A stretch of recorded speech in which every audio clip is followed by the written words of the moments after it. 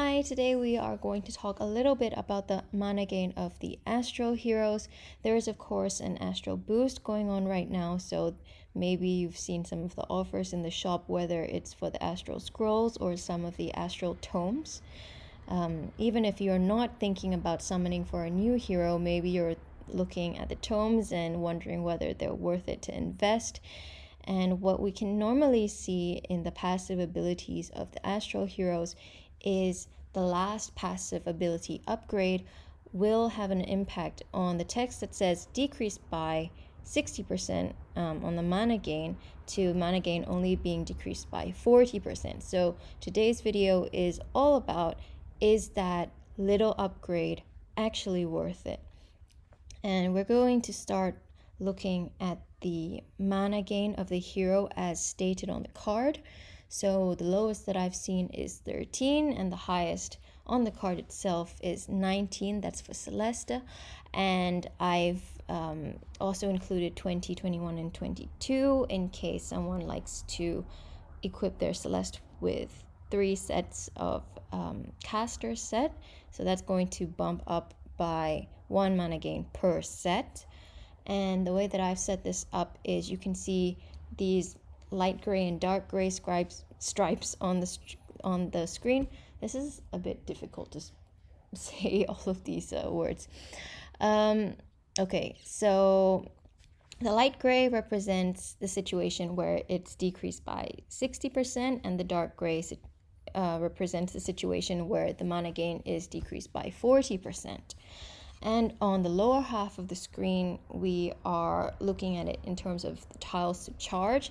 That's probably the more interesting metric, to be honest, because that is literally how many tiles you need to be able to fire off your heroes on their turn. Because obviously, outside of the hero's turn, it's more challenging to gain mana. If there's only 1 or 2 heroes of that color, then that includes the Astral faction as a colorless color, ironically. The mana gain is reduced by 50% on their off turn. And if there's more than 2 heroes of that color, so if there's 3 heroes of that color, for example, it then becomes only 44% of what it would be on the hero's full turn. And I believe that is increasingly nerfed as you have more heroes of one color. So if you would run a mono team, then that would actually go down to 32% outside of the hero's turn, I believe. So let's just get into it so we can see right away. If we don't have anything else, we just have the decrease that is stated on the card. This is how it impacts the number of tiles to charge. What you see on the leftmost column is not actually something that you will see in the game, but it is a little bit of a baseline if there were no mana reduction at all. So if there were no mana reduction at all with a true mana gain of 13, then you would need 8 tiles to charge. That's actually 7 point something, but you can't match a point something of a tile, so obviously you will need to match 8 tiles, and that's why it says 8 here. And when you have that decrease of mana gain by 60% as written in the passive ability, you will actually need 20 tiles to charge, not 8, and that's even on the hero's turn themselves. Whereas if it is decreased by 40, you only need 13 tiles to charge now instead of the 20. And then you can see that there's the same effect going all the way up to the higher mana gains as well. So the decrease by 40 is always going to require fewer amounts of tiles to charge. It's pretty obvious because it's just nerfed a little bit less. But what you can see, and we can look at the 22 mana gain case, is the decrease by 60 goes from 5 to 12, and the decrease by 40 goes from 5 to 8. So if we just take a little bit of a step back, we can look at the differences between the decrease by 60% column and the decrease by 40% column. So at the low end of the mana gain range, the difference is actually 7. And at the high end of the mana gain range, the difference is only 4. So this kind of upgrade to the passive ability, if you're going to max out the tomes, that's going to make a very big difference on the heroes with the lowest mana gains, right? It's going to mean that you don't have to match those 7 extra tiles on your turn, which is actually very significant, because if you only get 3 moves in your turn, then, well, you could expect that if you're very unlucky, you only get to match 5 tiles, right? Because you make 1 match with your first turn and then you just kind of add 1 tile with your second and third, if you're very unlucky. If you're very lucky, you might match 9, which is 3 matches of 3, but you could also get cascades and things like that. So I won't go into it too much. But that is basically going to make a very big difference if you have a very low mana gain to start with. Whereas kind of the upper end of the mana gain range, of course, it is going to make an impact whether you need to match 12 or match 8, especially if you say, okay, 9 is the magic number that I would expect on average, then that is still very important, but it's not going to make as massive of a difference as if you have a very low mana gain to begin with. So let's move on to the next situation, which is caltrops. Caltrops are one of the most used traps in war, and they are going to reduce the mana gain by 8.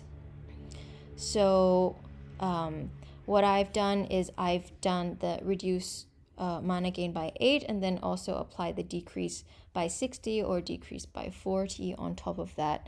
And then you can actually see from these numbers, it makes a very vast difference, from 13 to 2 or 3, or at the high end from 22 to 5.6 or 8.4.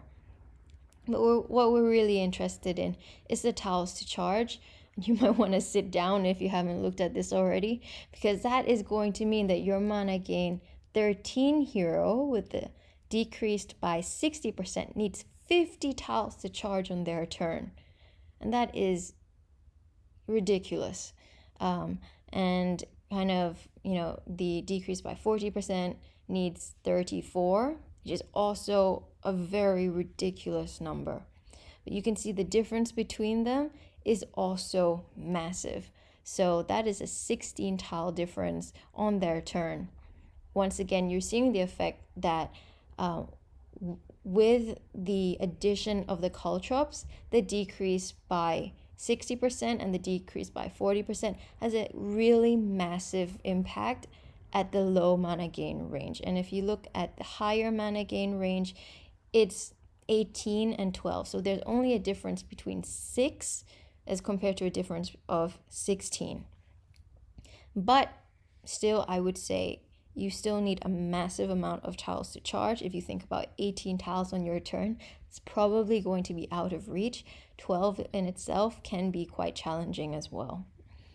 So here would be my advice. If you think that you're going to go up against caltrops in war on offense, do not bring your low mana gain astro heroes.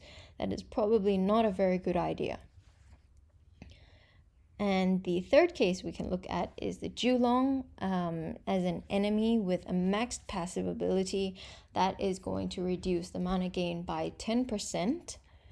And then for the purposes of this video, we're just looking at tiles. So you can see that, there is a further reduction to the mana gain when Julong is there. You can see they're all in the decimal numbers, so they're not pretty tidy numbers. But once you get to the number of tiles to charge, that's always going to be a nice round number. So we'll look at that. So if we compare to the base case, decreased by 60% goes from 20 to 22, and the decrease by 40% goes from 13 to 15. So it's adding 2 more tiles at the lower end of the mana gain range, and at the higher end it goes from 12 to 13 and 8 to 9. So it's adding one more tile at the high end of the mana gain range. What you see is, again, still quite a big difference in the tiles needed to charge between the decrease by 16 and decrease by 60 and decrease by 40, but they are maintaining the same difference between the numbers as in the normal case. So 20 minus 13 is 7, 22 minus 15 is also 7. And you can see the same with 12 and 8 and 13 and 9. So what we can say is obviously Julong doesn't make as massive of a difference as the caltrops. And actually he only has a slightly bigger impact on the lower mana gain range than at the top. So you could say at a stretch he impacts all of them pretty much the same. Everyone is going to match more or less 1 or 2 extra tiles.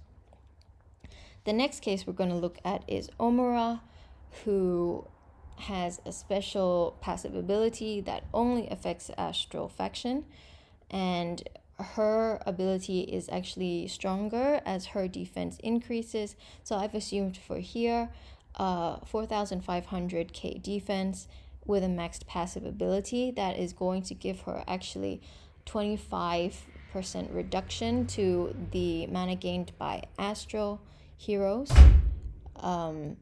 So that is actually going to be an interesting point that I'll bring up again. But what you can see if we immediately look at the tiles to charge, then just comparing against the the kind of the second and the third columns, from 20 it goes to 26, and from 13 it goes to 18. So small difference in the impact. From the 20 it goes up by 6, and the 13 it goes up by 5. And then on the high end of the mana gain range, from 12 it goes to 16, so that's increasing by 4, and from 8 it goes to 11, so increasing by 3. So what we can see is Omura has a more significant impact on the lower end of the mana gain range. So the low mana gain heroes, what we see here, they're going to need to match around 5 or 6 tiles more compared to when Omura is not there as an enemy. Whereas the higher end of the mana gain range, kind of, if you really kit them out with caster gear, they are going to need only 3 or 4 more tiles on their turn than they would normally need to. And when I say only, 3 or 4 more tiles is potentially 1 match. So you can see that in a way, Omura is kind of taking away the equivalent of 1 gem match of mana gain from the heroes who have a high mana, and Omura is taking the equivalent of 2 matches of mana away from the kind of very low mana gain heroes. So Omura is definitely much stronger against the low mana gain heroes. If you see Omura and you really want to attack her, I would not suggest that you bring a very low mana gain hero. If you are going to bring an Astral hero, maybe the ones towards the higher end, let's say maybe 17 and above. So that's kind of the upper half of this chart. Then we're finally going to look at the soul corruption case. And the soul corruption is an ailment which is going to reduce the mana gain from all sources by 25%. And it's interesting that this is exactly the same reduction as Omura with a maxed passive had 4.5k defense. The numbers that you see between these sets of columns are exactly the same. So kind of interesting that Omura being there kind of at a decent defense with her passive maxed is actually more powerful than Scorpius, because Scorpius, of course, needs to cast her ability in order to inflict soul corruption. And, you can always mitigate against soul corruption by immunity or spell shield or something like that. And, of course, you can also increase Omura's passive effect by increasing her defense beyond 4.5k. There's many ways to do that. Either you can use the cabinet or awakening to boost her defense more. You can just build her with more defensive substats. You can also just put a relic on her or put an increased defense buff on her. That's going to massively increase her defense, and that's going to also increase the effect of her passive ability. So if your Omura can do better than 4.5k and full books, then she is actually much stronger than soul corruption. But let's look at soul corruption, because this is, Scorpius is a hero that everyone can get in theory. And again, as I say, it's the same effect as Omura. So soul corruption, i.e. Scorpius, is going to have a bigger impact on the heroes with a low mana gain than the heroes with a high mana gain. So I would say do not go into a fight with Scorpius with your lower mana gain heroes. If you want to attack her with an Astral hero, you try to use the heroes maybe 17 and above. So that's at least kind of the upper portion of this chart.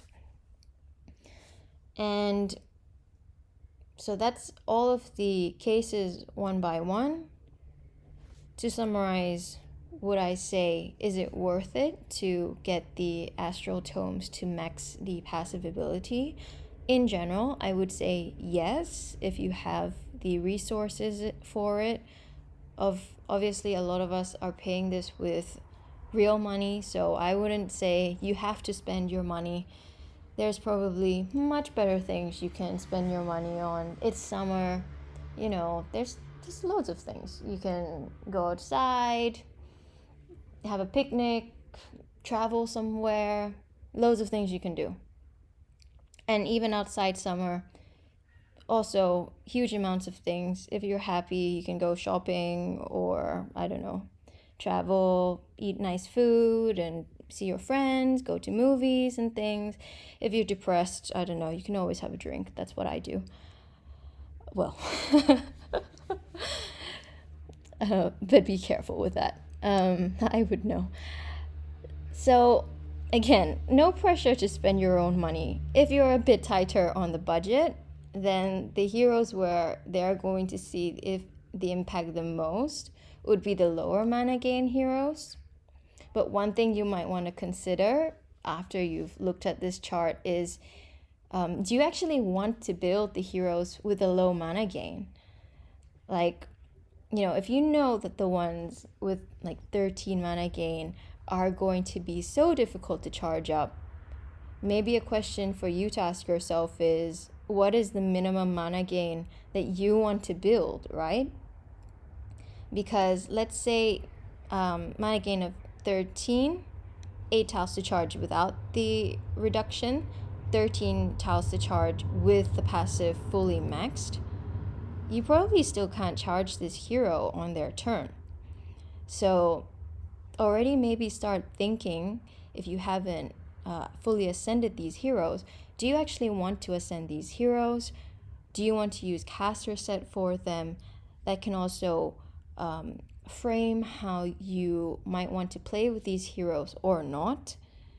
And that's also, of course, another factor in whether you want to buy tomes, because let's say you say, oh, okay, all of my Astral heroes have a really low mana gain, I don't like this. Then you could say, okay, then I don't buy tomes for any of them, right? Or you say, okay, I have a couple of heroes with a higher mana gain and I'm interested in making the mana gain less of a liability. You could say, then I pick the fastest mana gain ones or the highest mana gain ones, and I only build the passives of those. Everyone has a different decision-making process. These are the different things you could consider. Just as I said before, also, Astrals plus caltrops not a good idea on offense. That is probably going to destroy you. Don't do it. Especially not with the low mana gain ones. Julong is going to have kind of uniform effect across the board. No matter how high your mana gain is, you're just going to have to match, let's say, 1 or 2 tiles more.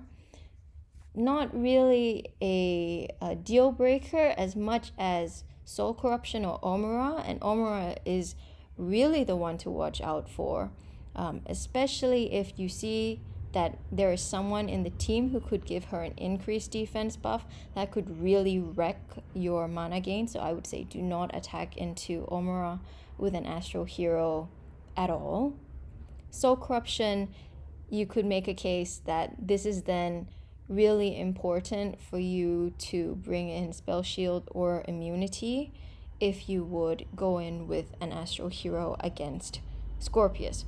Or, other way to counter Scorpius is to kill her before she fires, or use crowd control, so stun, freeze, sleep, or silence, so that she doesn't manage to get Soul Corruption off. And obviously, haven't mentioned this before, but you wouldn't really want to combine these situations together. So Caltrops plus Julong, Caltrops plus Omura, Caltrops plus Scorpius, this is a no-go. Julong plus Omura, Julong plus Scorpius, also a no-go. Omura plus Scorpius, probably the worst situation that you could have apart from all of these 4 at once, in which case, what are you doing? Abort mission, please. But yes, so I would say pick your poison. Try to pick one poison if you're going to go up against any of these situations. Think about whether you think that the tomes are worth your investment based on the information that I've just provided. And if you like this video, please, would be really nice if you could like, share, or subscribe. It really helps me get the video seen by a wider audience, and also nice for me, to be honest. Leave a comment below, maybe which Astro heroes do you like, or what's your favorite Astro hero? Do you even use Astro heroes at all? Because I know some people are very against them. For myself, I know it can be really difficult to decide whether I want to invest in these heroes or not, whether it's scrolls or tomes. So I'm actually definitely going to be reviewing this chart or this information again and again. Temptation can be really difficult to resist. That's what temptation is. But yeah, I would say do what makes you happy. Thank you so much for supporting my channel, and I'll see you in the next one. Bye.